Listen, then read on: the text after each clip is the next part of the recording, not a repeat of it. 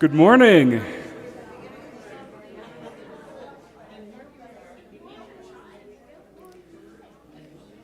My name is Paul Dankers, and I serve as your community steward here at TRUU. Whether you are joining us in person or tuning in via Zoom or YouTube, welcome.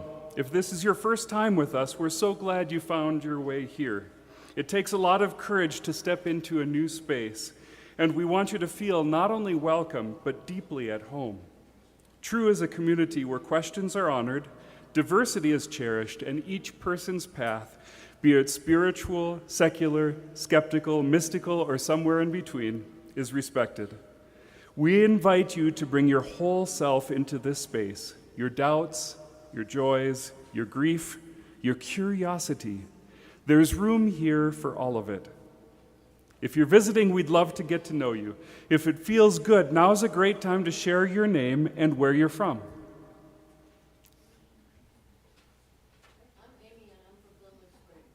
Welcome, Amy. Welcome, Carol.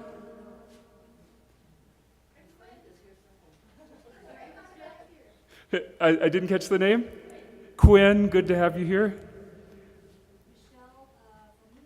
Michelle, thanks for joining us. Great to have so many guests today. If you're joining us online, feel free to say hello in the chat. We're grateful you're part of this gathering too. To our longtime TRUU folks, you know what to do. Please extend a warm welcome to anyone who may be new today and get to know them. Let's take a collective breath together. Let yourself arrive here, now. Let your shoulders drop, your jaw relax, and your mind settle. This is time we've carved out to be together, to reflect, to feel, to connect. You don't have anywhere else to be and no obligations. Give yourself the gift of being here now. Our theme for the month of October has been cultivating compassion. Today I'm honored to introduce our worship associate, Sue Lavin, who will help guide us through this morning's service. And we're especially grateful to welcome Charis Caldwell, who will be reflecting on philosophy as pilgrimage, Greek wisdom traditions. Charis comes to us with 35 years of experience as an ordained Presbyterian minister, 16 years of teaching experience at Colorado Mountain College, teaching philosophy, comparative religions, and business leadership courses, as well as a master's in moral philosophy at St. Andrews University.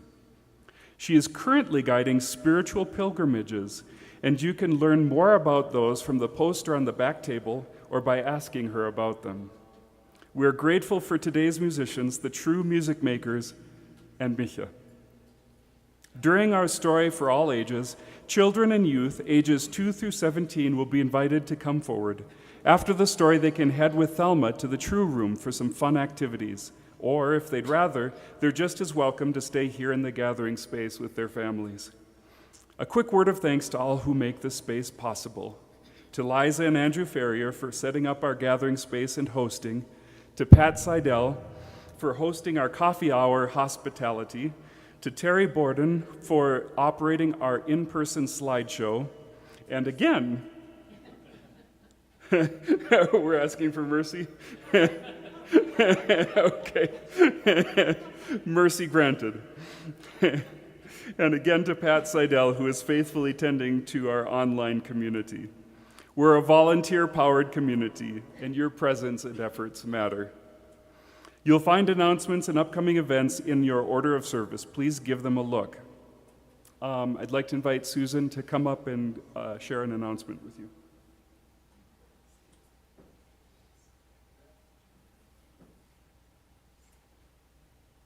How do I do this?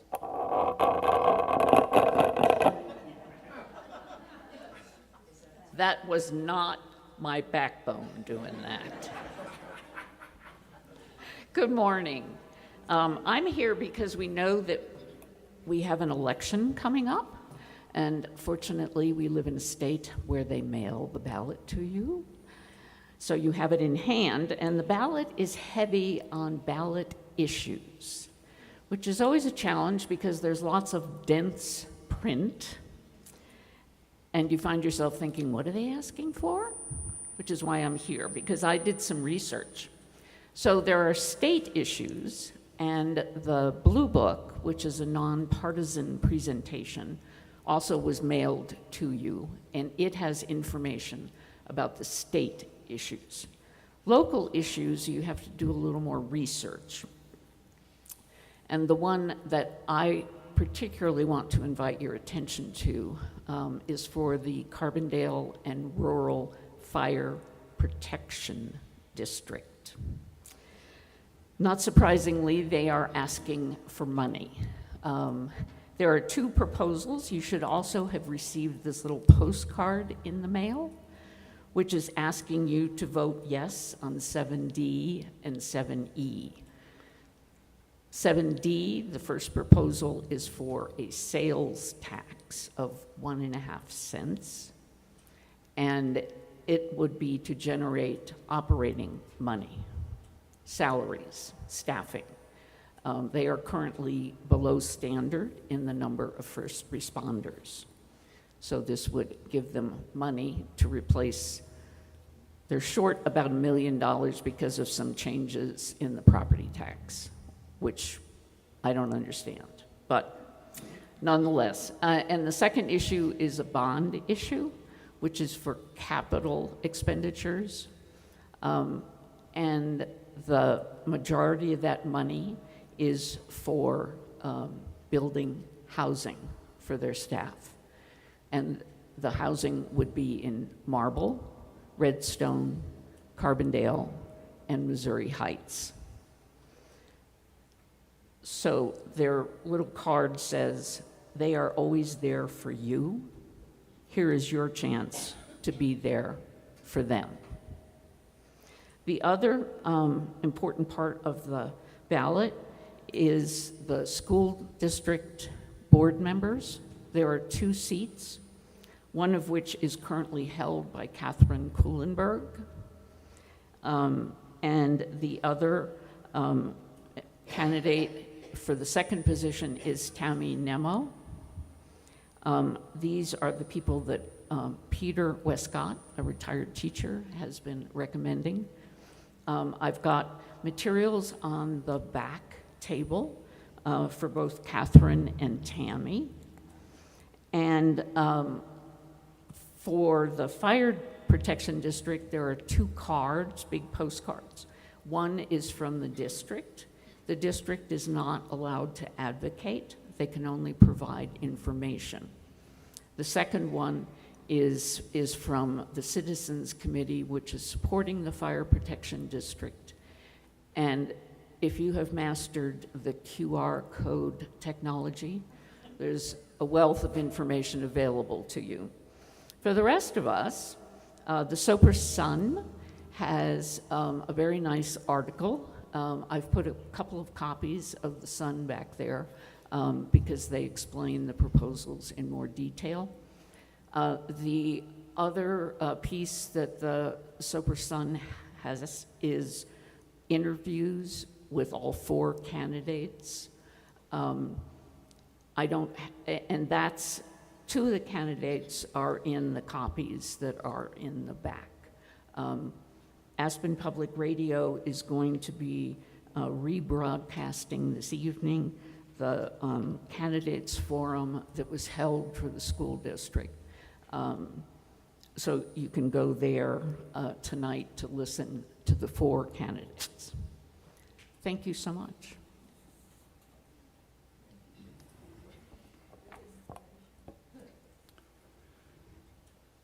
Please feel welcome to join us this coming Saturday, November 1st, from 9 a.m. to 1 p.m. for a morning of reflection, dreaming, and shared visioning as we gather to chart the next chapter of our beloved community. All are welcome, board members, newcomers, longtime members alike. Also on this coming Saturday, November 1st, from 5:30 to 8 o'clock p.m., we will come together here at the 3rd Street Center for a Dia de los Muertos gathering led by Monica Muniz. Bring a dish that reminds you of someone you'd like to honor and an item to add to our communal altar as we celebrate. And if you did bring an item this morning that we can add to the altar, please put it on, maybe on the piano back here, and I'll collect those after the service. If you didn't bring one this morning, you can still bring one when we're setting up Friday at 3 p.m. And we can add that to the altar then. And of course, if you miss that, you can still bring one to the event itself. And now, as we shift into our shared time of reflection, please take a moment to silence your phones and devices. We begin with a musical prelude. Just quickly want to point out the flyers. We have a big pile of flyers for the M.Phil of Socrates who like the friends.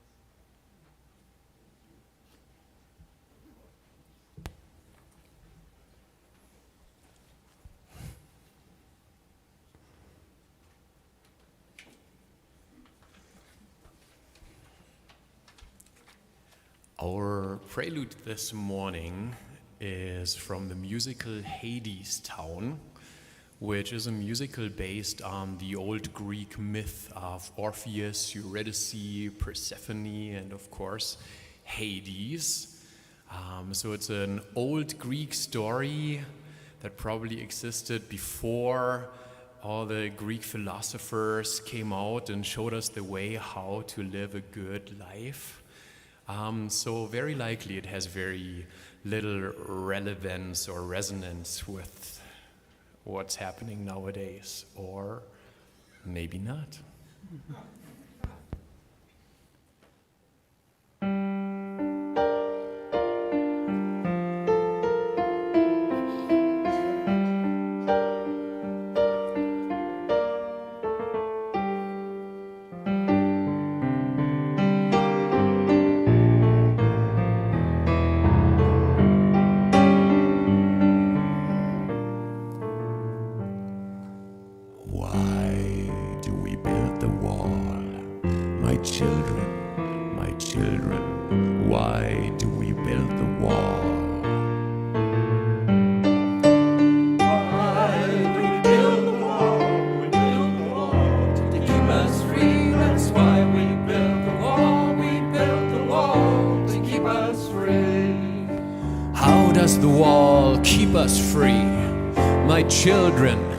Children, how does the wall keep us free?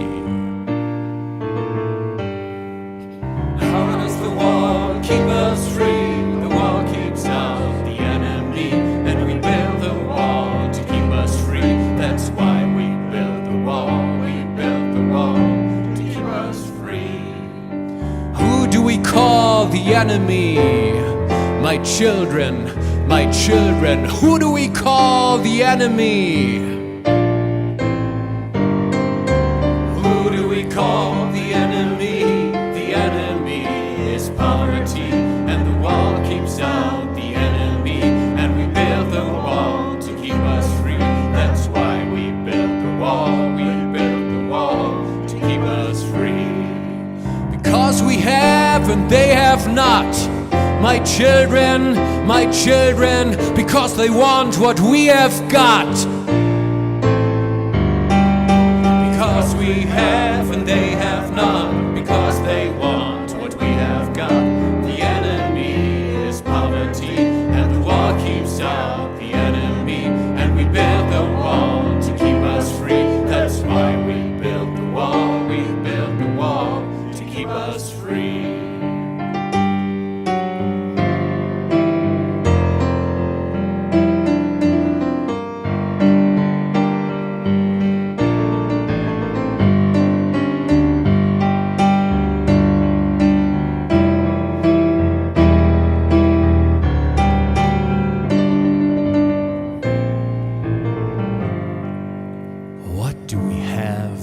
Should want. My children, what do we have that they should want? What do we have that they should want? We have a wall to work upon. We have work and they have none. work is never done, my children, my children. And the war is never won. The enemy is poverty, and the wall keeps out the enemy. And we build the wall to keep us free. That's why we built the wall. We built the wall to keep us free. We built the wall to keep us free.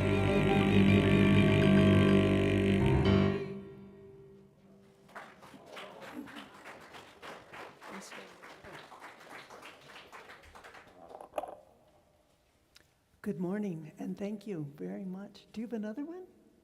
No. No. Oh, okay. Too bad. I want to say thank you to the tribute for Joe Clemens last night, because you noticed the beautiful fresh flowers and the beautiful food. That is from the tribute last night for a community member, Joe Clemens. And a memorial for her, unfortunately. So we're going to start with the chalice lighting. This is by Catherine Esty. Little flame, light the tender kindling of our souls, and soon a roaring blaze shall be of warmth and love and community. From this little spark, may a fire of passion spread from heart to heart and light our way, sweet spirit, and light our way.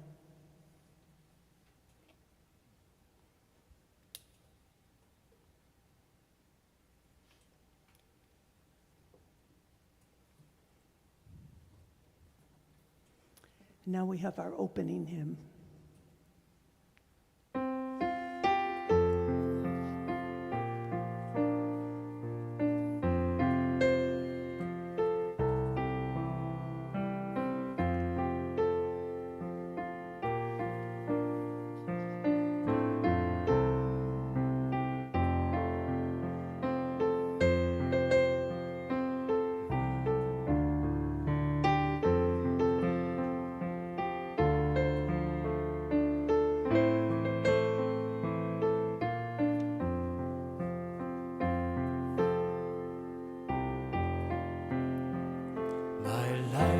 On in endless song, above earth's lamentation, I hear the real, though far of him, that tales a new creation. Through all the tumult and the strife, I hear the music ringing. It sounds an keep from singing. What though the tempest round me roars, I know the truth it liveth. What though the darkness round me close, songs in the night it giveth. No storm can shake my inmost calm, while to that rock since love prevails in heaven and earth, how can I keep from singing? When tyrants tremble as they hear the bells of freedom ringing, when friends rejoice both far and near, how can I keep from singing? Dungeon fire, our thoughts to them are winging. When friends by shame are undefiled, how can I keep from singing?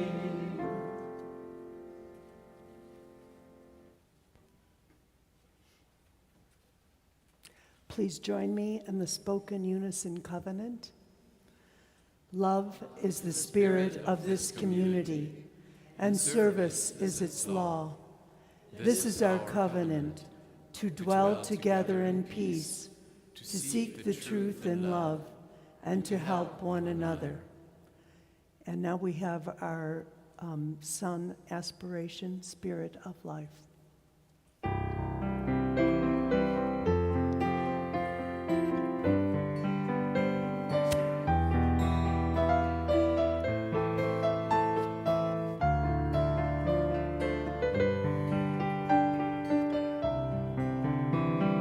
Spirit of life, come unto me.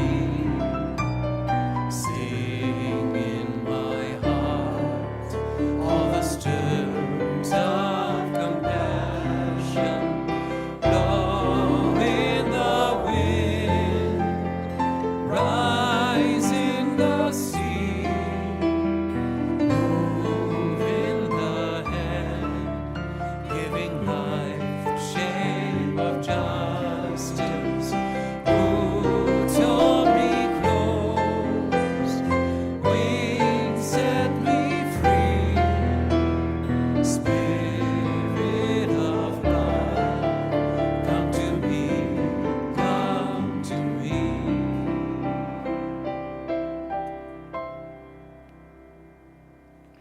And now it's time for our story for all ages. And we have someone coming forward. Good. So this is a story for youth, and it's also a story for all of us because it's a riddle. So we'll see all the smart people in the audience if you can figure out this riddle. Long, long ago, in the country of China, lived a young woman of Muslim people whose name was Salome. Although she was a farm girl and too poor to attend school, Salome nonetheless paid close attention to all the people who lived around her, particularly in her neighborhood. When an old woman in the village needed help but was too proud to ask for help, Salome went to her and just knocked on her door and helped her out. And when someone like you fell and scraped their knee, she was right there to help get you up and repair your knee. So she had, even though she was unschooled, she had a very wise heart.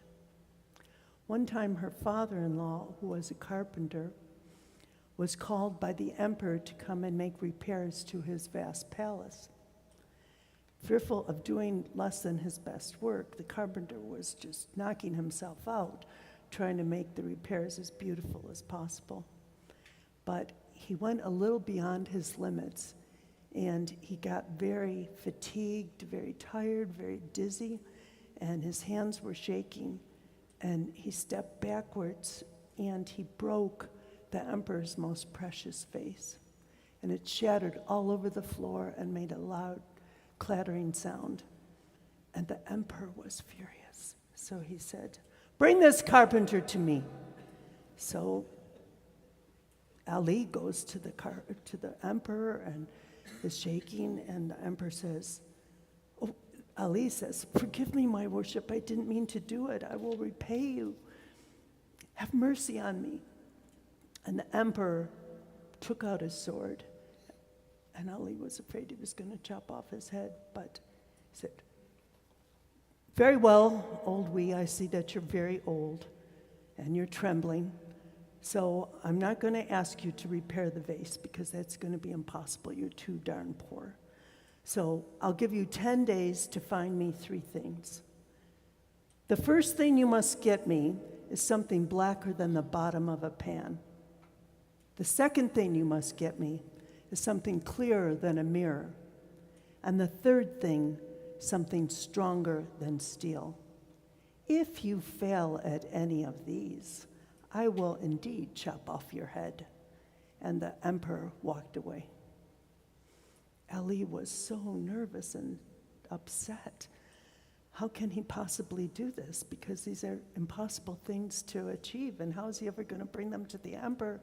So he went home and he put his head in his hands, and he was sitting at the kitchen table, and he wasn't speaking to his family because he was so worried.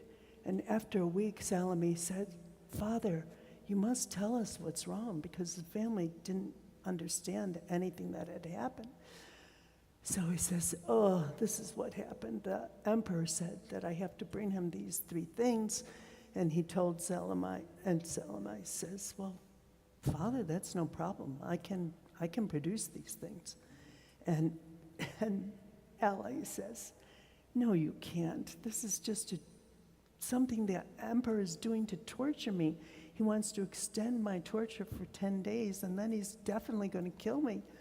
And Salome says, no, just trust me. I can help you with this. So tomorrow was the 10th day the emperor was coming. So the emperor does come. Salome goes out with her father-in-law, Ali, and they both bow to the emperor. And Salome says, Your Majesty, the 3 things that you have requested will now be presented. And the emperor, in his typical fashion, says, the first thing I must have is that which is more black than the bottom of a pan.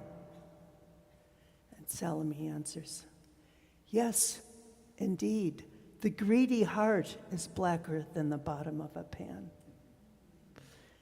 Oh, fine, said the emperor. But do you have something that's clearer than a mirror?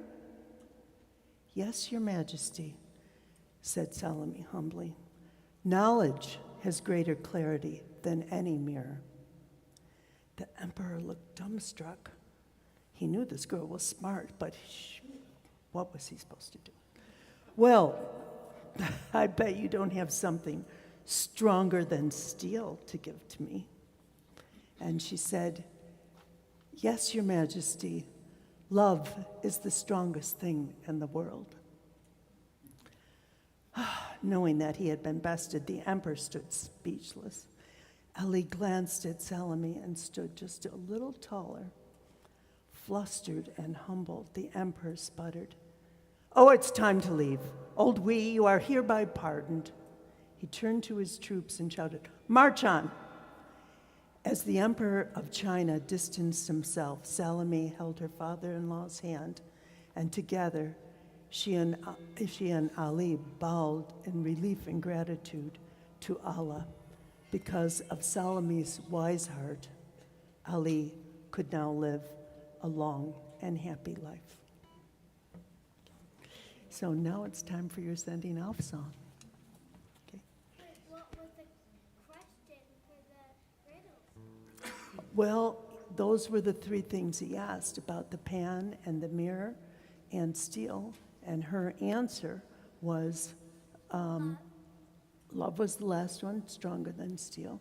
And the first one, blacker than a pan, the greedy heart. And the one clearer than mirror was knowledge. You got it. You got it, girl.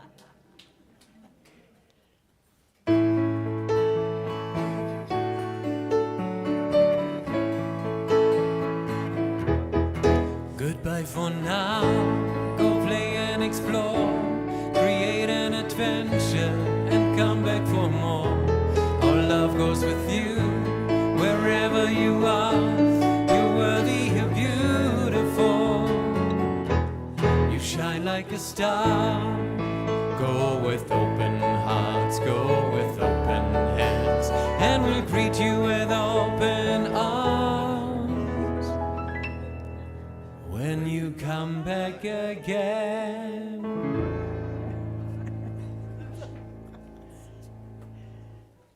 And now is the time in our gathering when we open space to honor those who are on our hearts, those who are facing challenges, those who are celebrating milestones, and those who no longer are with us, but whose presence we still feel. If you would like to speak the name of someone you are holding in love, we invite you to do so now. When we say the names aloud, we invite this community to share in our sorrow, our gratitude, and our hope. Please speak clearly so that all may hear.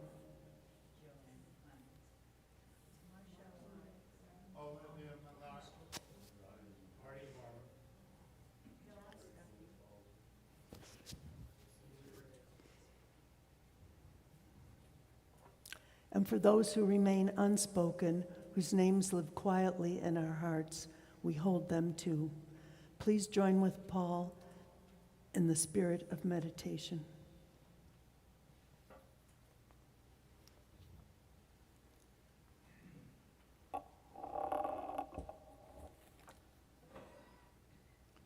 Let's take a deep breath together.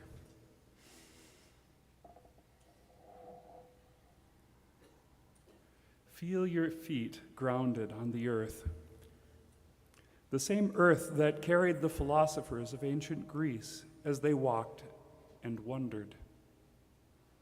Close your eyes if you wish. Notice the quiet rhythm of life within you: breath, heartbeat, presence. Each of us is on a kind of pilgrimage, sometimes not across distances, but through the unfolding landscape of our lives. Take a moment to sense one question that's been walking beside you lately. It might be about purpose, belonging, courage, or how to live well in this time. You don't need to solve it, only listen. Let the question rest in your heart as you breathe. Feel how curiosity itself can open a doorway to humility, to insight, to freedom. And as we prepare to move into our musical meditation, may the stillness and sound together guide us, each in our own way, along this path of wisdom, the path of living with open minds and open hearts.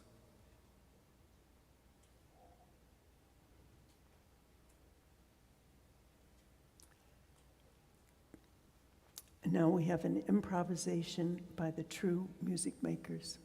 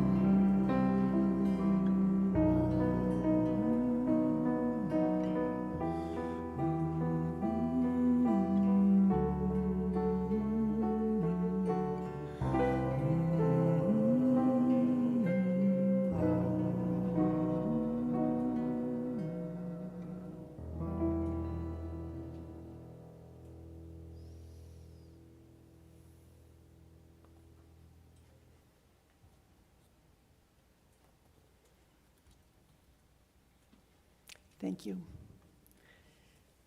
Today's reading is entitled Extra Grace by Elizabeth Stevens, and it starts with a quote from Bob Carey: "Unexpected kindness is the most powerful, least costly, and most underrated agent of human change." Now the words of Elizabeth Stevens. For many years, I served on a healthy congregations team in the Pacific Northwest. Our task was to support congregations in engaging in conflict in healthy ways. Because I'm someone who tends to see patterns, it didn't take long for me to realize that when hard and heartbreaking things were happening in the wider world, conflicts erupted often, and people were less able to be creative and compassionate as they sought reconciliation and resolution. I developed a theory. When we were distressed and powerless in the face of current events, some people tend to turn towards spheres where we do have power and exert that power in unhealthy ways. Other folks, already harboring raw nerves and bruised hearts, find themselves more sensitive than usual and prone to reaction rather than thoughtful and caring response. This combination is a recipe for disaster. When I floated my theory to leaders embroiled in conflict, a lot of heads nodded. More importantly, shoulders relaxed and stances softened. Just realizing that the energy behind conflict is often distress rather than aggression or personal dislike made a lot of difference. And these times where so many hard and horrible things are happening in our nation, I'm reminded of this pattern. My heart echoes a refrain gifted to me by a wise leader in my own congregation, one who died several years ago. Sometimes, some people just need a little grace. It seems to me that right now, we all need a little extra grace. We need to offer ourselves extra grace and tend to our own ragged nerves and bruised hearts. We need to offer each other extra grace, pausing before reacting, offering and receiving apologies liberally. Most importantly, we need to remember that we are all in this together. It's a waste of energy to engage in fruitless conflict. And now is a time when every iota of love is what we need to soothe the many hurts in our broken and still beautiful world. Now we're going to have the reflection, Philosophy as Pilgrimage, Greek Wisdom Traditions by Charis Caldwell.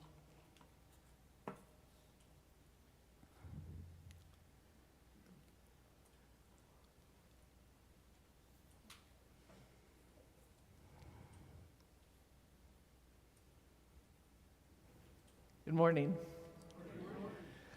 So I just want to own something here. A week ago today, I was in the air coming back from Spain, having just finished my 5th Camino, the Camino de Santiago in Spain. And so many ways, my heart, soul, mind, imagination is still on that magnificent path with the global and wonderful pilgrims that I had the opportunity to crisscross with as I made my own pilgrimage. What's really cool today is several years ago, I led a Camino, and Carol, Amy, and my husband Mike were there. And as is often said about the Camino, it's constantly unfolding. And to have you all here today is just, well, I say no more. So, take philosophy as pilgrimage as sort of a metaphor, which harkens back to the fact that most of the pre-written down philosophic traditions, this includes Buddhism, It includes Judaism. It includes certainly Greek philosophy. Many of those folks were peripatetic, meaning they were walkers. And there is a clear, and having just come off the Camino, connection between walking and clarity of mind. One of the many innovations come through walking, and there's many, many reasons for that. But that's another topic. So today, back in August and September, some of us together surfed prehistory, when tribal, semi-nomadic, orally transmitted wisdom traditions were universal. We recalled how indigenous spiritual imagination is filled with legends and legendary figures, how they identify with the landscape, how they retell origin stories, operate within a holistic rather than a chronological view of time, while hosting a zoomorphic, shape-shifting continuity with the flora and the fauna around them. Remarkably similar religious practices sustain a tribal or traditional tribal primal quest for meaning, ethics, and connection. In tandem with an evolution in tool-making, when we moved from stone to iron-forged weapons and housewares, the ancient Celts and Vedas, who we spoke about the last time we gathered together, were also formalizing their religious practices. But even with their chants and sacrifices and priests and local gods who favored them, Vedic and Celtic spiritualities have more in common with primal religion than with the religions and philosophies that arose during what is called the Axial Age. I'll explain more about that at another time, but you'll hear echoes of it as I move along. As it is, something remarkable happened about 500 years before the Common Era. It was then, in what was then called a small town called Athens, a new way of engaging reality was emerging. The light of reason was beginning to flicker. Amazingly, rationality's flame, kindled by Greek mathematicians and philosophers, flared in a world where the supernatural ruled. Like the Celts and the Vedas, the Greeks had their own pantheon of capricious gods, including Hades. They too were tribal, think Spartans and Athenians. They trusted oracles and sacrifices, aka magic. They also mastered the art of war, relying on those same oracles and sacrifices to ordain their victories. Nevertheless, the Greeks forged a new way of being in and relating to the world, to one another, and to the cosmos. And by virtue of that choice, the Greeks became the first Westerners. Greek science, mathematics, philosophy became their way of understanding and exploring the nature of things, what's in the middle of things, metaphysics. The shift toward the supremacy of the mind over and against the legends and mythologies of every concurrent culture, including their own, is the Greek shift. And I have a quote. The Greeks were the first intellectuals. In a world where the irrational had played the chief role, they came forward as the protagonists of the mind. When we pause to contemplate how unprecedented this shift, this is part of that axial shift, was given the context of the times, the Greeks turned human history on its axis. And weirdly, these days, there seems to be a concerted effort to repudiate their greatest human spiritual philosophical discovery, the power and potential of human reason. Reason, Aristotle would eventually argue, when prudently applied to life's great questions, inevitably gives rise to wisdom. It is because of the Greeks we have very clear paths to wisdom.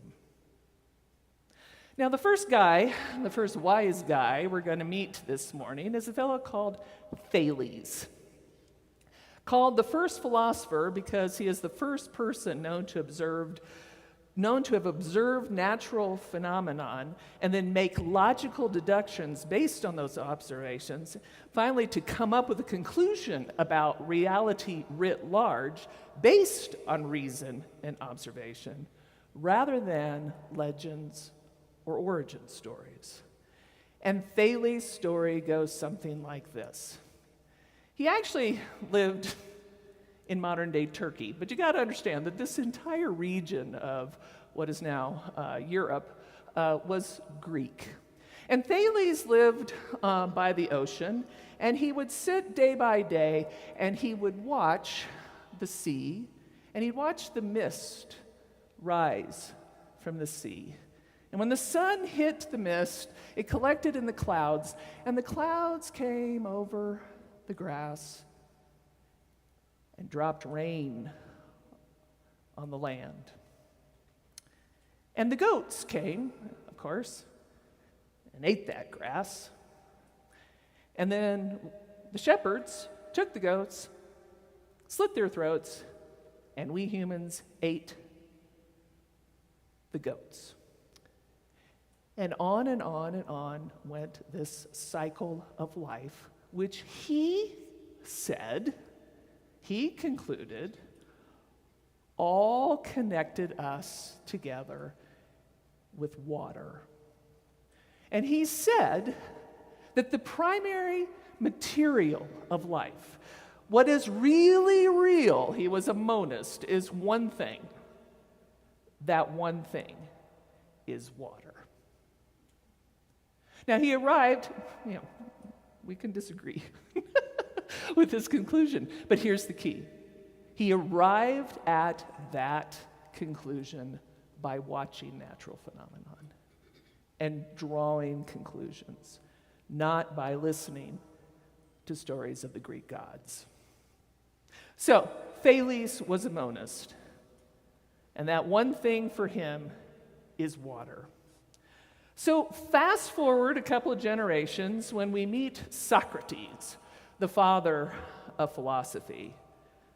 Socrates was, according to Plato's dialogues and other writers of the times, Plato's teacher. According to Plato's memory of his teacher, the way to wise living was simple.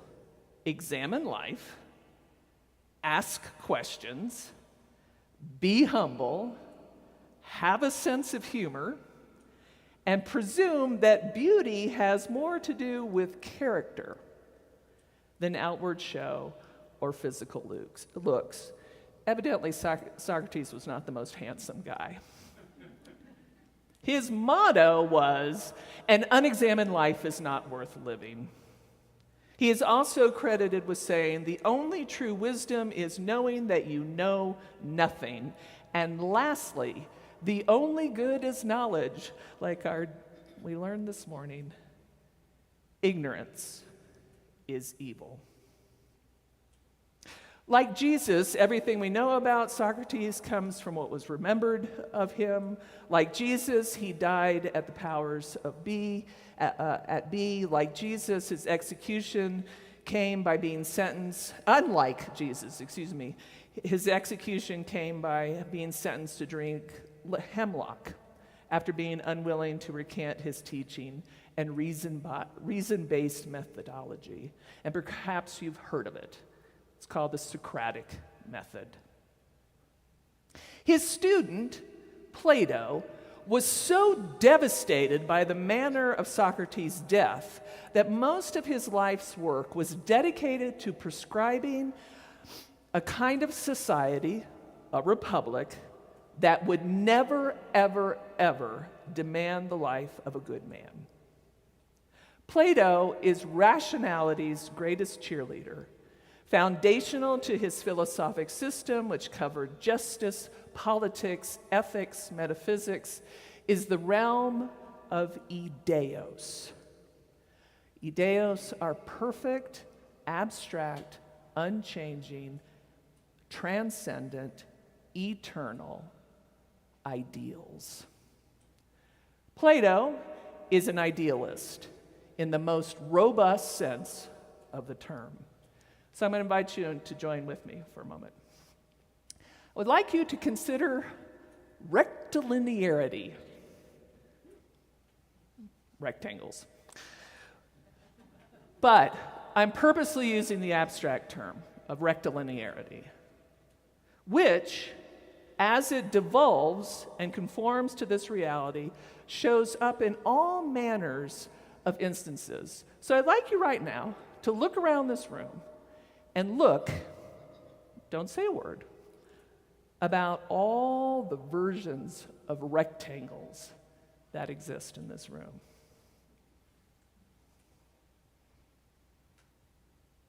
There's a lot. Now, don't answer out loud, but within your mind. Now, which one of those instances is the truest rectangle?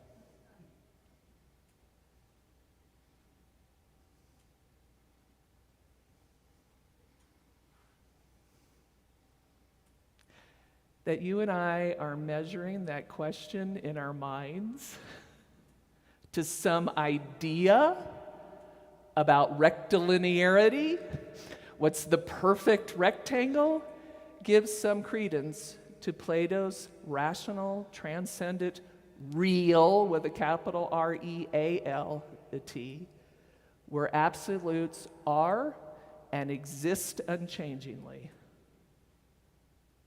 Now, for the sake of time, Plato, unlike Thales, is a dualist. There is the perfect transcendent reality of the ideas, reality with a capital R, truth, justice, and the good. The good is the highest ideal. And there is our messy, less stable, opinionated reality with a small r, where you and I dwell. It is the wise person who contemplates these forms. It's another word for eideos. The wise person contemplates the transcendent realm of the ideas and breaks the chains for one purpose, to break the chains of groupthink ignorance, become enlightened, and offers guidance for others to see reality within the light of reason. Plato would have some trouble with our world right now. Now, one of Plato's students was a fellow named Aristotle. His response to Platonic forms and dualism, which, by the way, affects both Islam and Christianity, was rubbish. If Plato was an idealist, Aristotelian philosophy was rooted in nature, in the material of this life.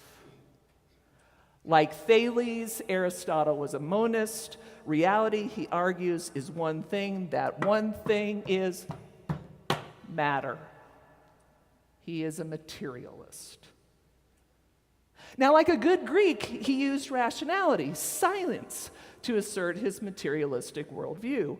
By observing the real world, this world, the material world, rather than contemplating these speculative ideal realm of abstract ideas, Aristotle posited a theory of change based upon natural processes. And he maintained that all sentient beings and all unsentient things, like a tree, host within an inner intellechy. You can hear the word intelligence there. The other word is telos, purpose. An inner purpose. He called it like an inner urge. There's an inner urge to flourish. Flourishing was the great end driving all life. The wise person, with a bit of good luck, was the one able to complete his or her series of changes and fulfill one's purpose, one's heidemonia. For Aristotle, a human being's pursuit of purpose required a prudent and moderate attitude toward existence. Aristotle's approach to ethics and wisdom demanded moderation, reasoned reflection, and a constant practical application of that reflection as each and every person aims to hit the mark called the good life. The wise path for Aristotle is as much an individual project as it is a social one. As the common good, this is where these terms come from, they're this old. The common good factors in the flourishing of all people, including the individual. Now let me just add one last bit of nuance here relative to what I was saying about primal religions. The Aristotelian project is always future-oriented, goal-oriented, purpose-driven. A primal sense of time is at odds with a forward-moving orientation. So Greek thought also represents a temporal axial shift in human history. And again, you and I are direct inheritors of the world's going to be better in the future. It's Aristotelian. A direct descendant of Aristotelian materialism is hedonism. You can hear the Greek word heidemonia in the English word hedonism. The great gift of this philosophical school is simplicity. Pleasure is good, pain is bad. The wise person orients his or her life towards that which does no harm, reduces pain, and enriches well-being. There are two forms of hedonism, but for that, you have to attend an introduction to philosophy class. Stoicism, a philosophic grandchild of Platonic rationality, urges men and women to seek serenity by accepting one's place in the logos. The root word for logic, logos, is a complicated multidimensional term. For Stoic purposes, the logos is an impartial, impersonal web into which you and I are woven with roles and temperaments predetermined.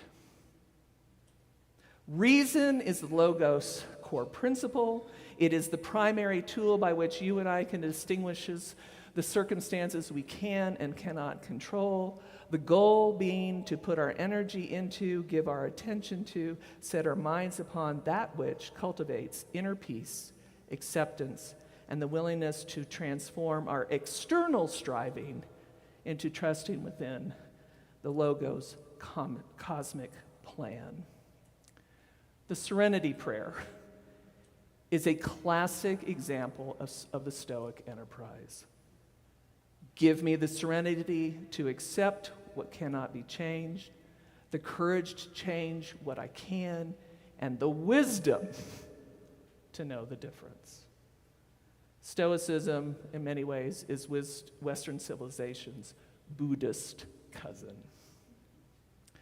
Our final turn in our wisdom walk this morning brings us to Cynicism, a philosophic movement tied to yet another student of Socrates, formalized by a guy named Diogenes. Cynics hold that the path to virtue and happiness pursues radical, and I mean radical simplicity, self-sufficiency, and the rejection of social conventions and benefits. Cynics hold a deep suspicion about the corrupting influences of wealth, power, and material comfort. Cynics are the ultimate off-the-grid folk seeking to live in harmony with nature. For the cynic, a wise person needs very little, lives in accordance with natural appetites like hunger, thirst, and shelter, does not play polite games, speaks with brutal honesty, eschews compromise of any kind in the pursuit of truth, and finally, values reason as the only reliable tool for discerning what is necessary for the good life. Reason, once again, that ties all of these philosophic schools together, is a practical tool that strips away illusion and, most importantly, self-deception. For the Greeks, for the Greek pilgrimage, reason is the path to wisdom.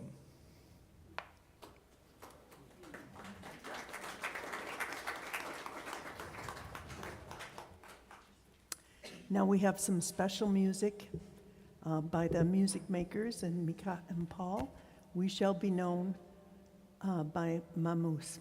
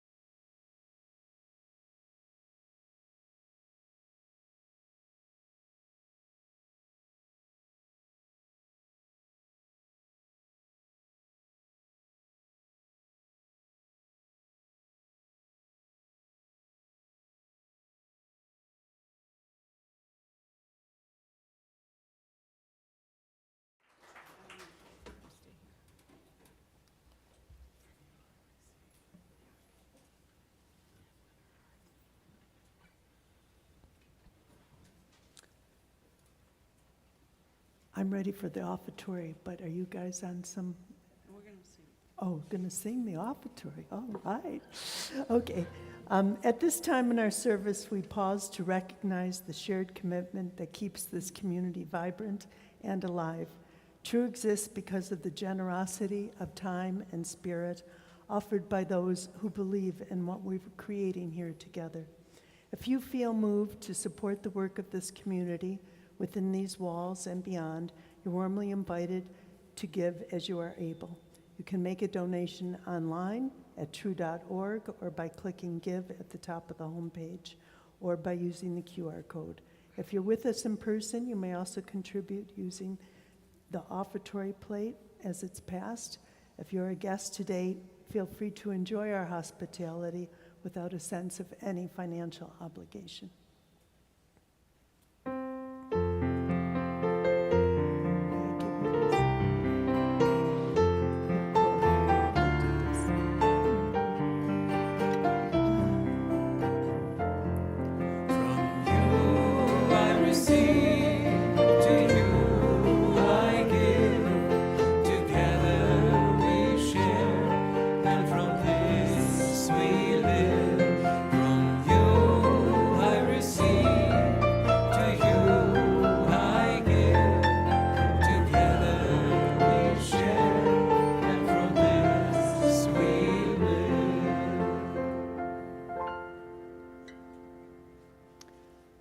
Now we have our closing hymn, When Our Heart is in a Holy Place.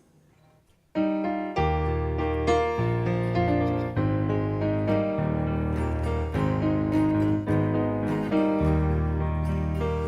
our heart is in a holy place, when our heart is in a holy place, we are blessed with love and amazing grace. When our heart is in a holy place, when we trust the wisdom in each of us, every color, every creed and kind, and we see our faces in each other's eyes, then our heart is in a holy place. When our heart is in a holy place, when our heart is in a holy place, we are blessed with love and amazing grace. When our heart is in a holy place, when we tell our story from deep inside, and we listen with a loving mind, and we hear our voices in each other's words, then our heart is in a holy place. When our heart is in a holy place, when our heart is in a holy place, we are blessed with love and amazing grace. When our heart is in a holy place, when we share the silence of sacred space, and the God of our heart stirs within, and we feel the power of each other's faith. When our heart is in a holy place, when our heart is in a holy place, when our heart is in a holy place, we are blessed with love and amazing grace. When our heart is in a holy place, when our heart is in a holy place.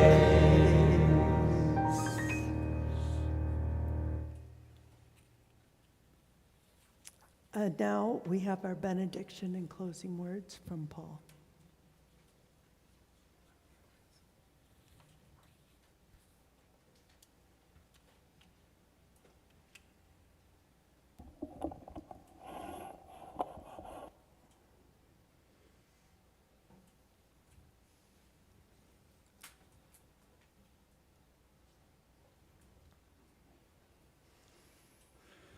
May you go forth with the quiet courage of a seeker, willing to walk your own questions, to listen for wisdom in unlikely places, and to let wonder guide your steps.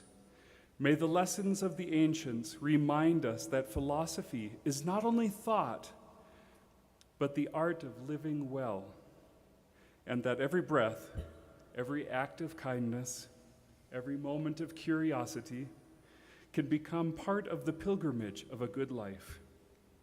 Go in peace, in courage, and in gratitude.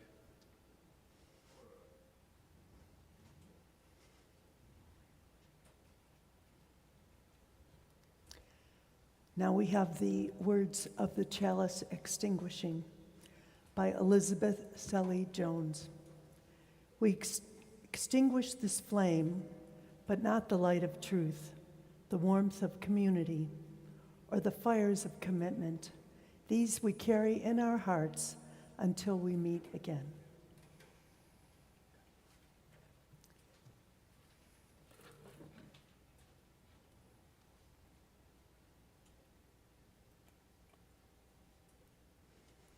And now welcome, let's all join for the, we have our sending forth song, and then we hope that you join us for coffee and food and wonderful conversation.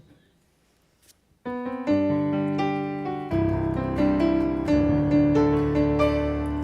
the joys and the griefs, the colors and reliefs, the sunlight shines upon us all the same. Open minds, loving hearts, helping hands is the start. One world home, one world home, one world home. Open minds, loving hearts, helping hands is the start. One world home, one world home, one world home. One world home, one world home, one world home. Yes.